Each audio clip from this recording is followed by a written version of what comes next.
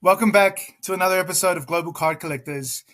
And those of you who are watching us online can see that it's both myself and John here to catch up because we haven't talked to each other online for a while. We message back and forth on WhatsApp. We maybe have a call every now and then, but it's been a long time between innings, mate. How you doing? I'm doing well, man. It has been a while, face to face, and yeah, all good on this end. Yeah, well, the reason why we wanted to catch up, actually, and why we planned it was because this past weekend was the Istanbul Card Show, the very first of its kind in Turkey. And John, you were a vendor there. Do you want to just tell the listeners a little bit about the show, your impressions, what it was like, and your first experience at a card show since you were a kid? Yeah, it was. I mean, I have this memory of, I guess, maybe being 9 or something and walking in this huge show in Sacramento, California, and just how I remember seeing this guy with this, the handcuffs to a briefcase kind of thing going on, and a bodyguard behind him, and I was like, whoa, that's I don't know, I just have that memory. But that's the last show I went to, and so everyone talks about card shows. I mean, I listen to so much content, people are talking about it. Okay, I get it. You buy, sell, but like in person, it was just incredible. I mean, I like totally get it now. And I get why dealers fly all around the country to shows. I just didn't even understand how that made sense financially or something, just given, flights and hotels and stuff. But it was just, you meet people face to face, and they see the card and they want it. They ask you for certain players, and then you have them. They're like, yeah, I mean, and just selling face to face. I mean, it's all been online for me since I jumped back in. So besides making friends with you and some other guys, but and of course this podcast has been awesome that way.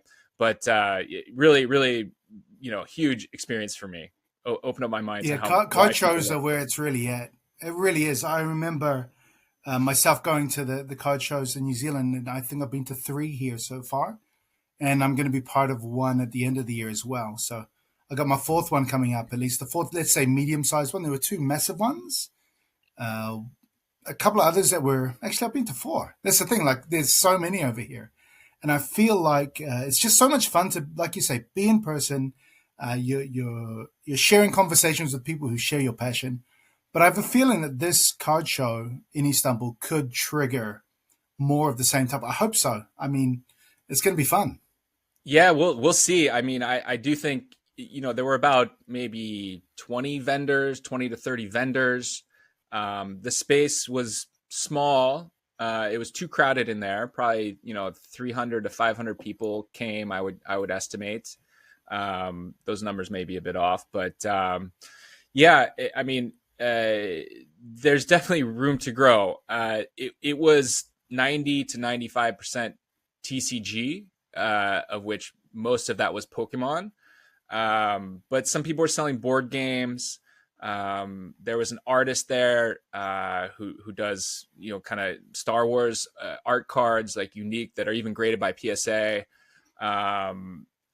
So it wasn't very heavy on sports cards. In fact, the guys at my table, Barrick, Amir, and I, we were the only ones, besides a couple others, one had a little, and then Gem Collector also had a good amount of sports cards. But we were definitely the minority, as I said. How many vendors overall were there? I mean, just to give it like a little bit of perspective, it looked like a lot from the video. I would say like 20, 25 maybe, now that I think about it. Yeah. A couple big ones, no more than 25 or 30. And it just looked like the people were going bonkers for the stuff. They were all over the place. Like you said, it was crowded because I think probably it is hard to find a venue in Turkey. So what was the name of the organizer? Was it Pokezen? Is that right? Pokezen? Sagentech, I think. Sagentech was the main sponsor, yeah. But I think there's a YouTuber called Pokezed or Pokezen. I can't remember, but I think they did really well to find a venue in Istanbul because A, they're super expensive to hire, and B, because Istanbul's such a crowded city, to find a big empty space like that at an affordable price is going to be tricky. So I think they did do quite well. So yeah, I got to give them kudos for that. And I know already he's responded to the video that we made, and he's like, "I'm really sorry about the space." I'm like, "Look, dude, don't worry, it's okay. Like, it's your first go at it, and you did an amazing job. So let's see what he can do next." Yeah, I really hats off to them, the organizers. People were coming around asking if I needed anything. Really, just Turks generally run things well, I think. So, Mm-hmm. it was well run. Things had been thought about in advance. They had a stage, as you can see in the video that we made. They were opening boxes and the wheel, so people would raffle off. They put up their QR code, and you enter the raffle that way. So people would win a pack, and then they'd open it on stage. They had the voices of Turkish Pokemon, the show, come visit.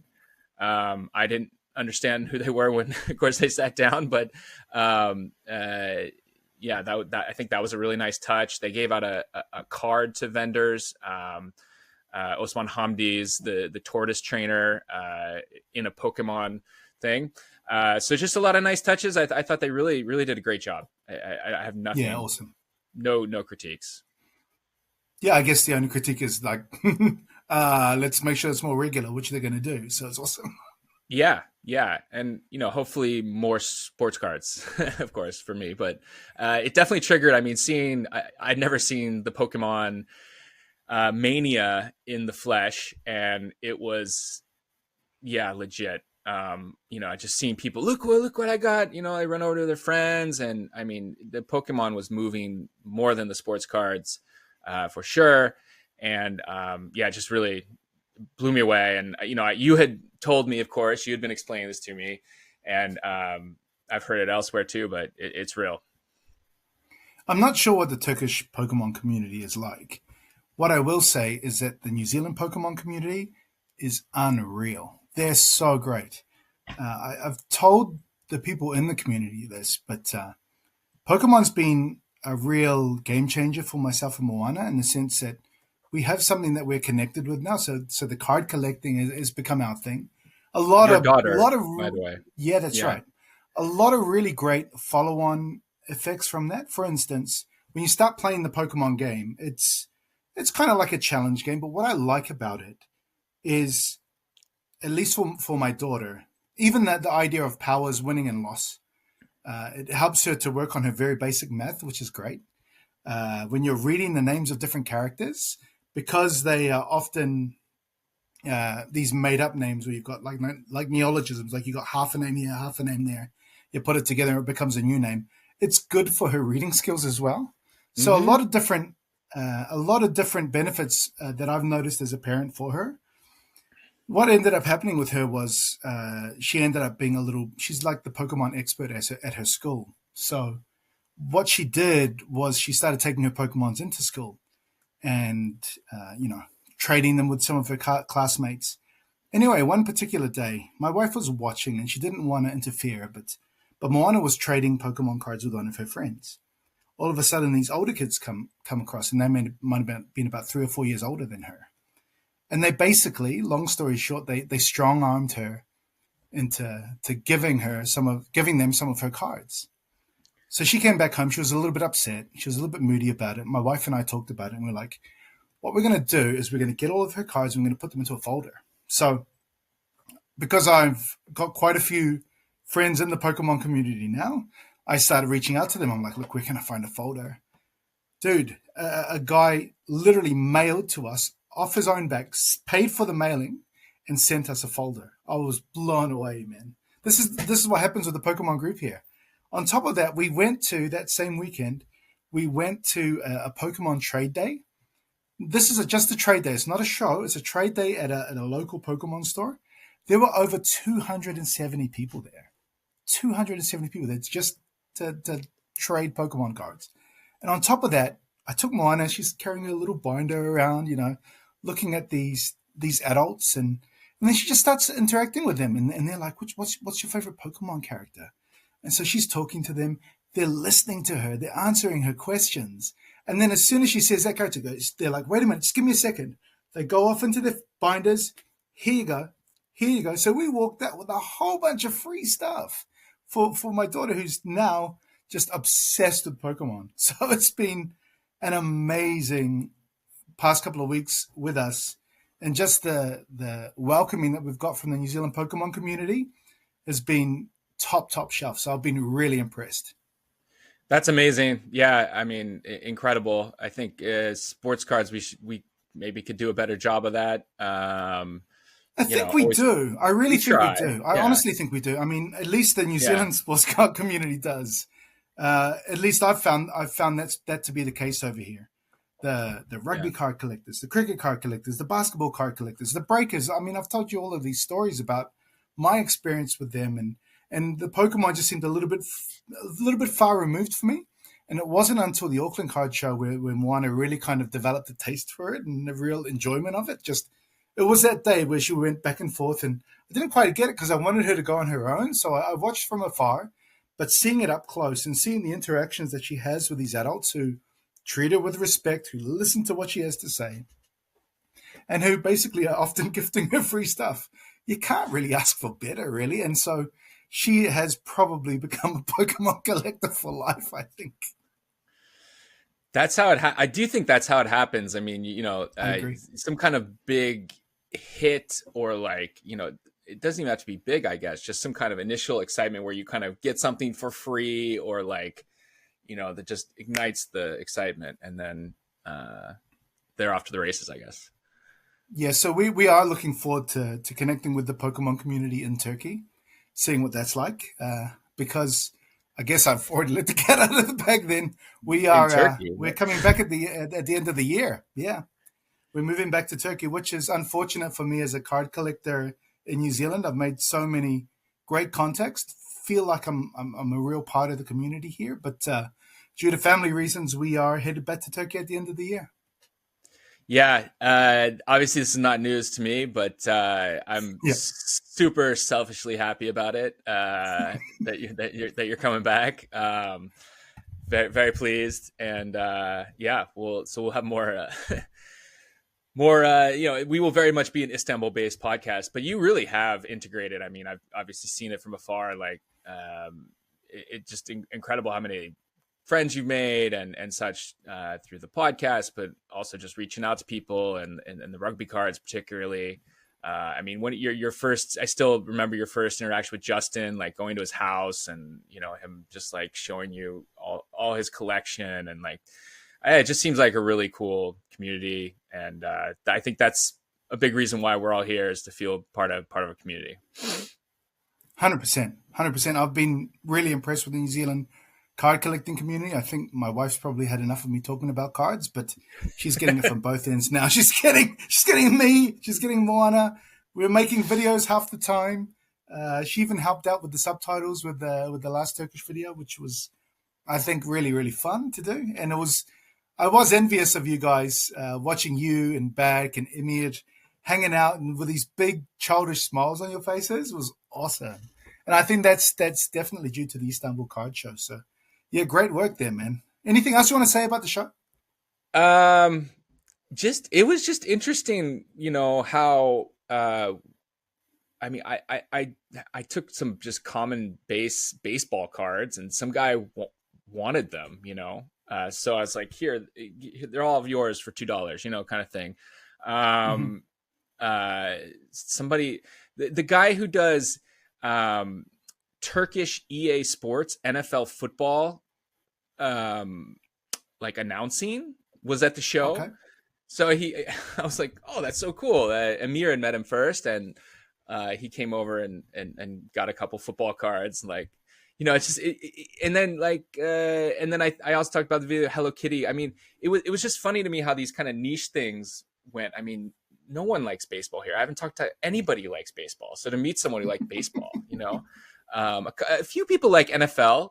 They, whenever they meet me or something, they're like, "Oh, NFL, like, yeah," because if they like it, they know I'll talk about it or whatever. But the baseball was really, really interesting to me. And so just kind of, I think they just don't see baseball cards. I mean, there are no baseball cards, right?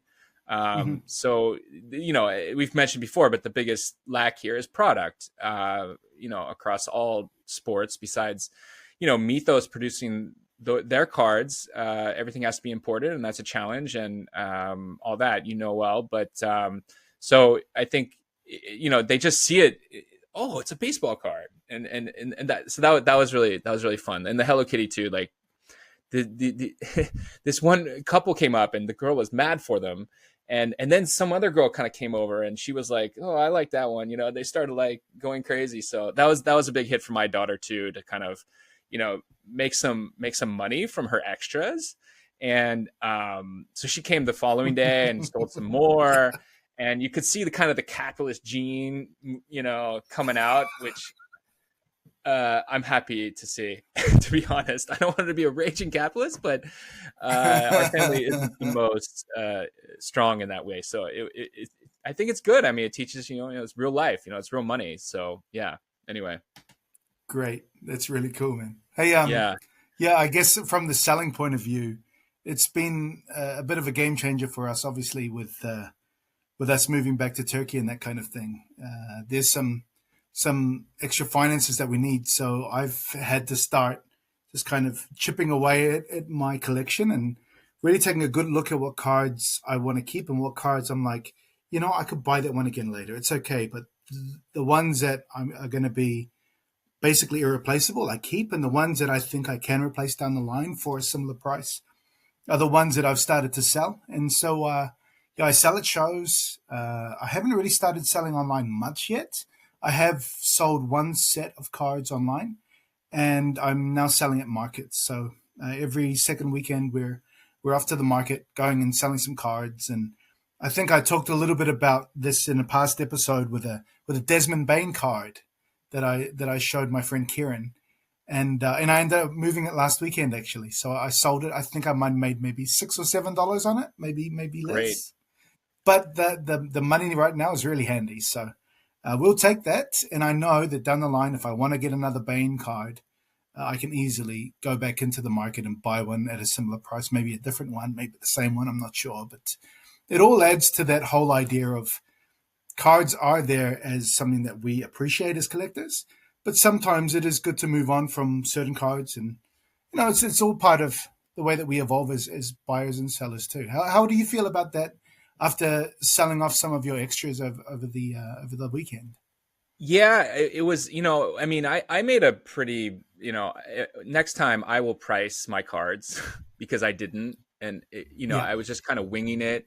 And then I was, of yeah, course, having to translate, convert it to Turkish lira in my head. So that was dumb. And like one card I let go too cheap even. And I just didn't know. I just didn't know the comp recently.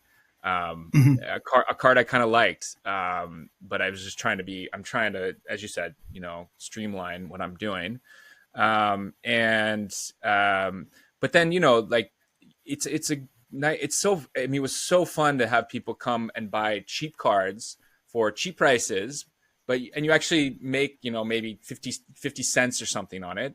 But I should have had things in like, well, in Turkey, maybe like a 50 lira box and a 10 lira box or something like that. And then like it got me into trouble one time because, someone asked about a card, and he went away, and then he came back and I said a higher price, but he said you had said a lower price. And so it got kind of, so I'm going to price my cards. Basically that's kind of the big good, lesson good, I've and learned. that's Yeah. it. Like, yeah, your first lesson at being a seller, yeah, pricing is a thing, and I've only just learned that a little bit earlier than you. It's not as if I knew what to do as well. Weirdly, with my pricing, sometimes I think about how much I got it for, and I'm like, I don't really want to let this one go yet. So you price it a little bit higher, thinking if someone really wants it, they'll buy it, and I'll be happy to let it go for a little bit more than I bought it for.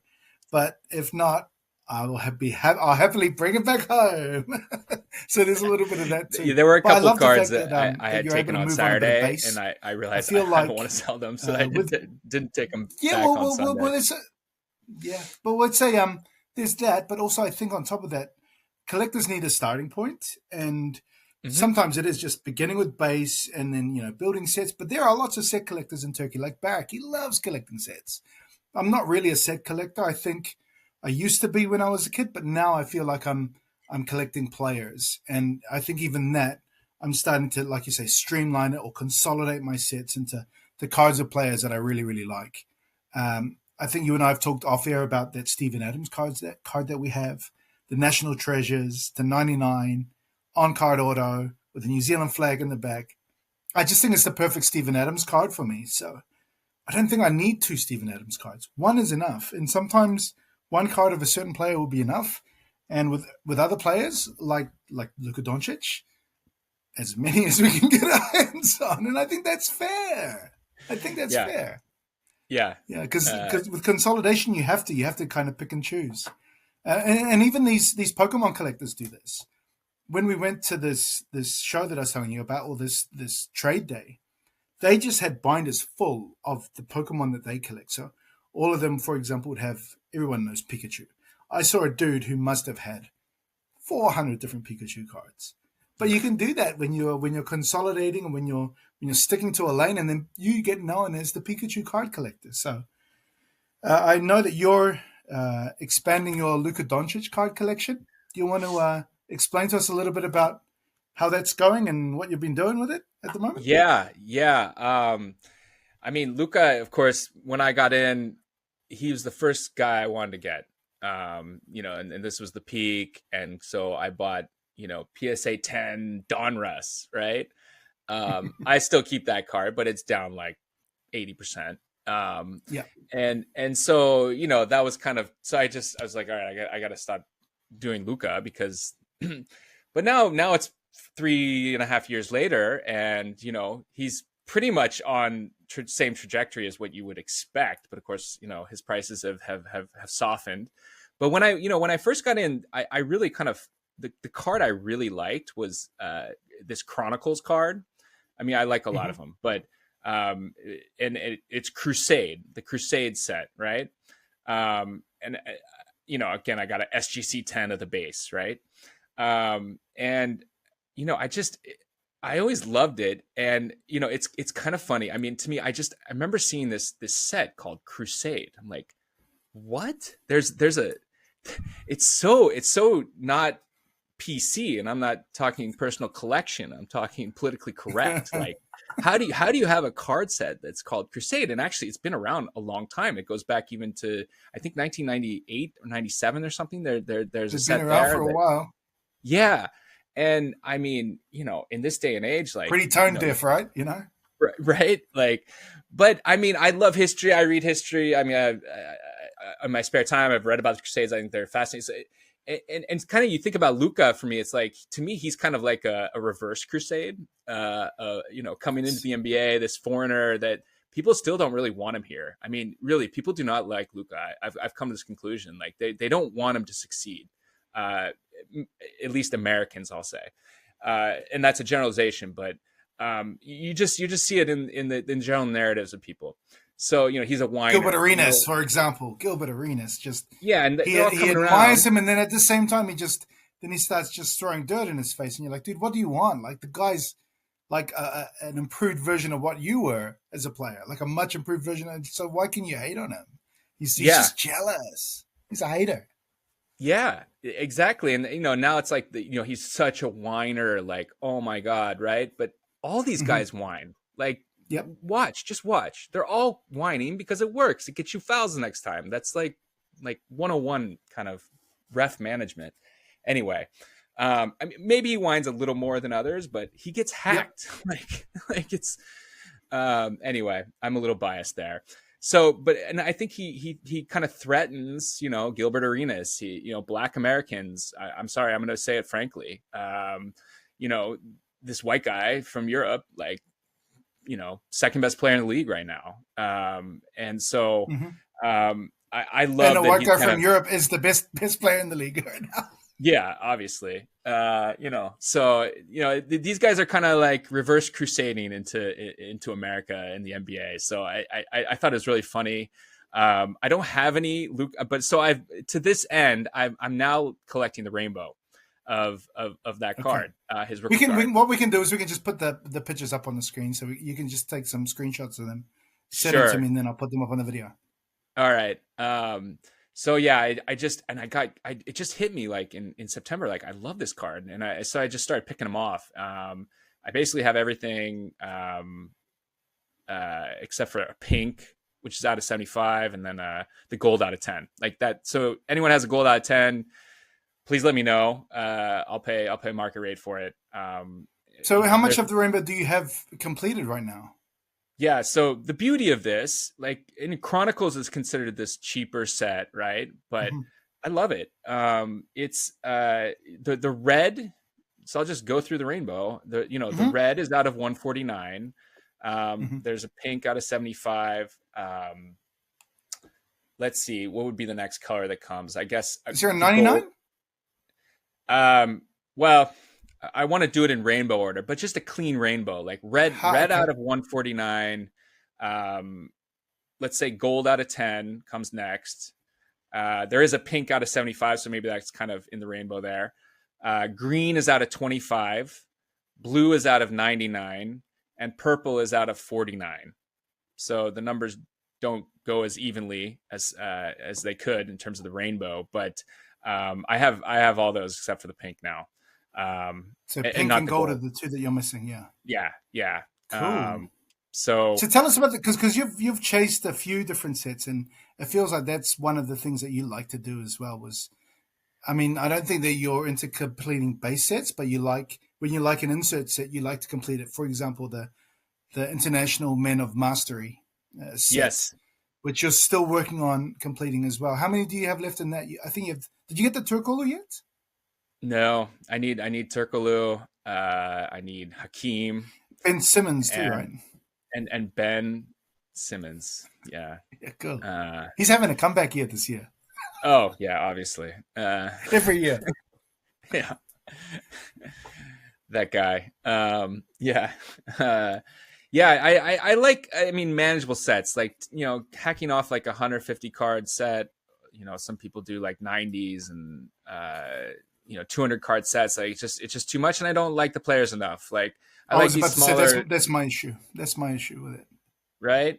It's like why would I want a card of Bill Curley from 1994? No thanks. Like I want to collect the good players. I want to collect the players that I like. So that's why I've gone from this, and I still have an enormously voluminous collection. But I need to start now. My head is like, you know what? No, I'm cutting that right back. So as you know, I've got that massive collection back in Turkey of all those base cards that I bought from that guy, which I love. I love it. But those I'm going to be bringing folders and folders to the next card show and be like, let's get rid of these guys and get rid of them for a Yep. good enough price. They'll clear space and they'll build a little bit of capital so I can go off and buy the cards of players that I like. That's the plan. And I just want to share one other Crusade card that kind of made me fall in love with the set early on. Yeah. I don't know how well you can see it. Yeah. Do you know Yeah. who this? So this is a Of course. Denny Avgia card that has, it's like Crusade, red, white, and blue. It's got an Israeli flag on there. Like, how politically incorrect! It's like amazing. And I'm out of the politics. I get both sides. Yeah. I'm sympathetic. It sucks. Blah blah blah. But it's funny to me. Like that Oh card's yeah, I love amazing. the iron in that one. Yeah, Danny Avdia as a crusader. yeah. Like don't want to walk around with that one. In the Arab world, let's say. So speaking of crusades, and I know I've told you about this, but here's my crusader. It's a rugby card of the GOAT. That's Richie McCaw. And there's a New Zealand rugby team. So it's a sports team called the Crusaders. They're comfortably the most successful rugby team of all time because whenever this guy played, he basically won every game he played. Well, not exactly, but it feels like it. Anyway, Right. that team, I think won 7 titles in a row. So it's very, it's very 60s Celtics-esque. An amazingly successful team. Anyway, in recent years, they've done away, at least with the on their logo, the Crusader, the man holding the sword. Now it's the letter C. But at their home games, they still have this dude who wanders around on a horse, and he's in the 19 voice swinging it around. So there's Richie McCaw, the Crusader, and yeah, it's still a thing here in New Zealand. I think because the team, if they had thought about the name earlier on, let's say, and thought about how un-PC it was, maybe 10 years earlier, they could have changed the name. But now, because the team is so successful, I can't see a world where they do change the name, but they should. All they've done is change the logo from this man holding a sword. It's amazing, and it's amazing. Like this Turkish buddy I have, he's quite clever, and he listens to me about cards, whatever, and he's like, we start talking. He's kind of, I give him credit for the idea, but he's like, we should create a set of like top 100 like terrorists or freedom fighters or something like that. I mean, you could call a set the jihadists. I mean, it's basically the same thing, right? Like, so why don't we have a card set called the jihadists, right? Like, I mean, yeah, I don't know. Stuff, CIA might not like that one, but hey, anyway, let me show you. So I think this card made me think about the rugby, the big news in the rugby world, which obviously is the sale of the Pop One PSA 10 Jonah Lomu rookie card, which we advertised on the show way back when. This is like last February, I think you and I interviewed, or February gone, and I think you asked me about like the card that I was after, and it was this one, and it's a signed version of it. So currently my signed version is at PSA. I'm hoping that it gets authenticated and then it comes back to me, an authentic Jonah Lomu signature card in his rookie uniform. Anyway, if you've watched any of the videos that are made for the channel, I ended up sourcing 2 boxes of this set. So this is pack fresh. Corners are good. Edges look good.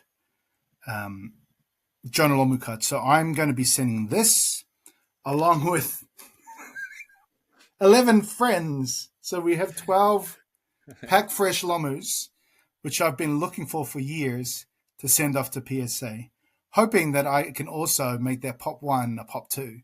Now, I'd say about 3 of these probably won't get a 10, but if they get a 9 or an 8, that's fine. Just to have them in the slabs is going to be some authentication enough. And then if I do get a 10, I keep it. Whatever else I get, I'll probably end up selling off to fund the rest of my card collecting addiction. But it's definitely big news for the rugby hobby, and I wonder where it's going to go next. I've been talking to a few people on Discord groups, in the Facebook groups, and in person about what that might mean for the rugby card hobby. Yeah, I mean, a lot of them. Just to back up, I mean, a PSA 10 sold for how much? I don't think you said it. $8,540. Okay, so on Golden. And interestingly, previous Will was high telling sale me that card of had been Jonah sitting Lomu on card, eBay and for probably 4,000 any other rugby card until he sent it to Golden. Until he sent, yeah. So there was a PSA 9 that went for sale, and I think that sold either earlier this year or last year. That sold for $1,980. So this one is just like, it's left all the other comps in its wake. I ended up contacting the seller. In fact, the seller contacted me going, "There's a card on auction in Golden." I'm like, "I know." He's like, "It's my card." I'm like, "Wow, let's talk."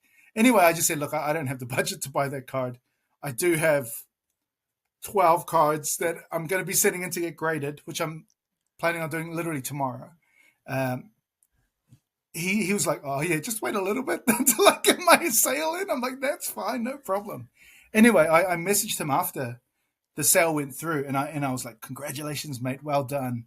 What an awesome sale." And he's like, "Look, I had that card up on eBay for a few weeks, and I had a buy now price of $4,000.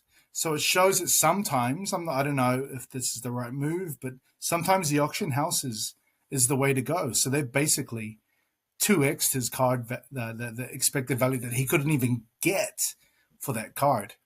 So yeah, I think he's obviously he's running away like a champ right now. He's doing really well. So I wonder what that's going to do next for the rugby card market.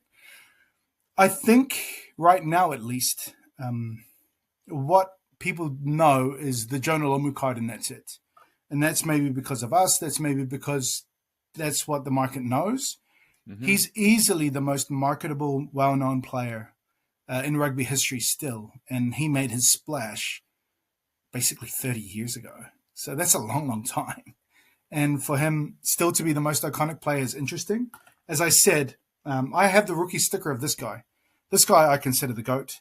But his cards, I don't think will ever get the value of Lomu. As even though he was a better player, I think Lomu was a little bit more box office, if that makes sense. So when he was a big deal, Adidas had their sneaker deals. He had a PlayStation game named after him, which everybody loved. His highlights are still well loved by people in the rugby community, whereas this guy, the rugby highlights there is just like this mean monster who just tackles people. Whereas Lomu, it's like guys are just kind of rolling off him like this giant, man. It's really fun stuff to watch. It'd be like watching Jordan highlights versus somebody who had a really solid career, but doesn't have the highlight reel to back it up. So I do think that this in many ways is an anomaly, but there are some other really great rugby cards out there that I think I'm hoping that with the rising tide, all of the other boats will rise as well. Or maybe not, because then I can keep picking them up cheap. Yeah, I mean, you might spoil that. I mean, I wouldn't want to be the buyer watching this video with you sitting with all those pack fresh that you're about to send in, making, potentially making it a pop 2 or 3 or whatever. Obviously being a pop 1 is in that card, as you've told me, it's very condition sensitive. Hugely condition sensitive. So, I mean, I might have a chance. I think I got a chance for 9s. I don't think that's a question. But a 10, if I get one, I wouldn't be surprised. But other people in these Discord groups are like, look, you can't, I don't think you're going to get it because I didn't. I'm like, let's see. Yeah. Yeah. I mean, take your shot. I mean, that's exciting. Huge news there. I mean, that's the highest selling card ever, right? For rugby? Highest selling rugby card of all time. And I don't even think that's Lomu's best and rarest card. It might be rare due to its low pop, meaning it's a pop 1, but there are better Lomu cards out there for sure. The gold one, which I've shown you, I think is infinitely better than that one. The way that it looks, and I mean, I can look at both cards up close, and it's just like it's a no contest. Which is why I'm literally writing an article of my favorite 15 cards in my collection, and I numbered it at 15 because a rugby team's made up of 15 players, and so I've got some other cards from that 15 that aren't as good as the Lomu, but are still fun ones. There's this nice on-card auto of a well-known New Zealand rugby player. He's a 2-time World Player of the Year. His name's Bowden Barrett. A really fun player to watch. He's just, if he's on, it's just there's no stopping him, and he just makes watching rugby look like a lot of fun.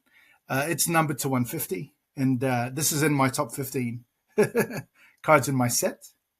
From the same set, actually, is another one of another amazing New Zealand rugby player who I feel, after he retired, has somehow become underrated.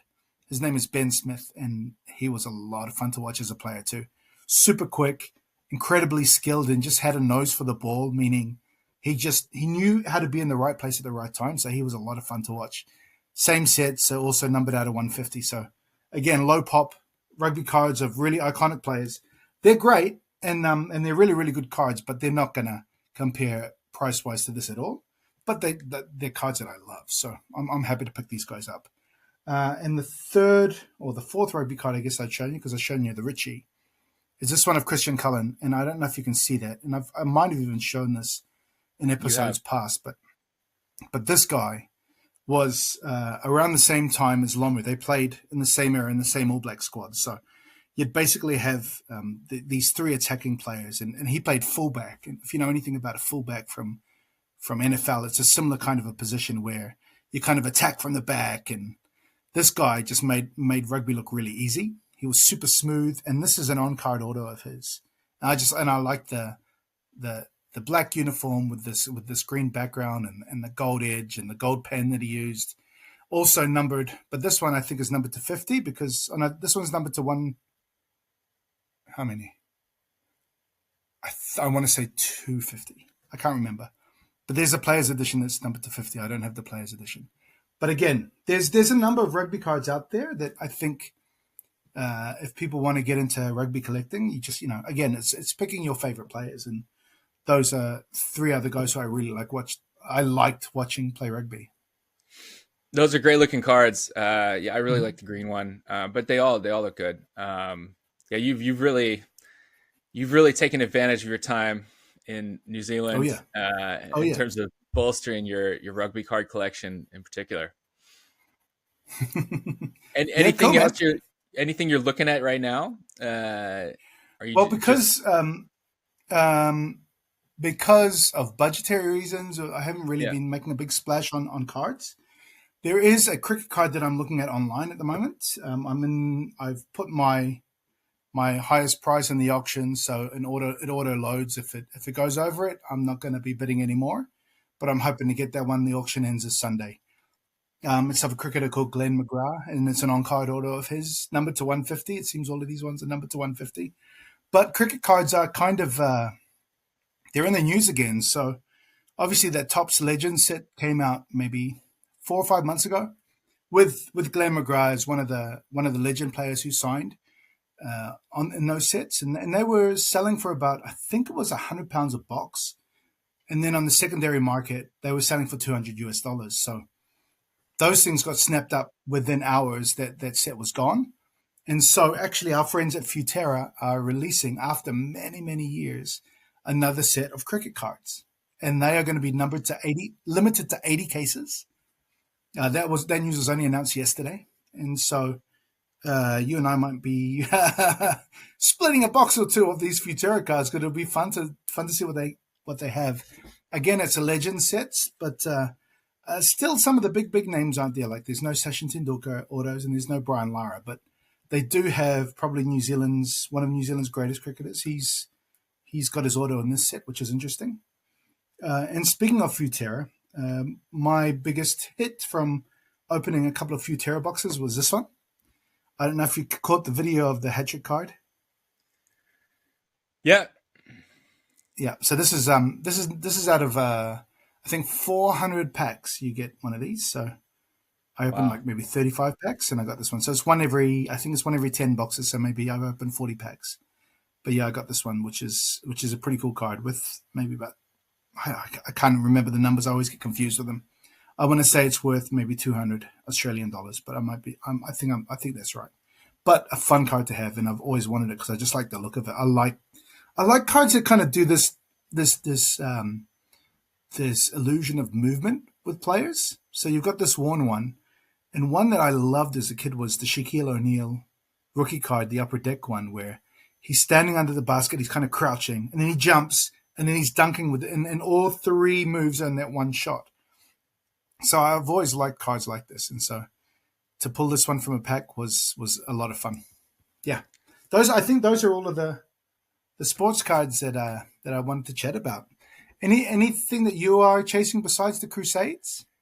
No, I mean, I have these sets of Topps Chrome Gold Refractors of 2002 to 2005 for the Kings. And it really, like, John, Eurofractor, on Instagram, our chat, I do think it kind of inspired me to revisit that whole era, and just kind of see what else is out there. There's this blue X Fractor out of 90 in Topps Chrome 2005 of Peja, and he's wearing the baby blue Kings jersey. So I lost, like, there was a Pop One PSA 10, but I don't really want to pay the PSA 10, so I just want one raw and stuff. So I have an eye out for that, and just kind of like, I bought my first 2005 Finest basketball card today. Oh. a green refractor of our test because he was on the Kings for a year, 2 years, about 2 years actually. So I'm just kind of like I feel like I'm going back to my roots, like Luka and the Kings, and that's kind of where I am. Yeah, cool. And that feels like consolidation of sorts as well. I still Agree. need to consolidate a lot more, which is what I'm trying to do over the next little while I'm here before we head back to Turkey. But I'll make the most of my time in New Zealand. Don't you worry about that. Very good. Yeah. All right, brother. Unless there's anything else, I reckon we can end No, it there. no, just looking forward to Cool, NBA man. season starting here soon. Yeah, that's right. That's right. And I think, is it next week? You're going to be having a fantasy chat with Keith. Is Yes, that right? that's Cool. right. Yeah. So It should be we'll fun. talk hoops, his collecting, and some fantasy thoughts and strategies, how they relate to cards, that kind of thing.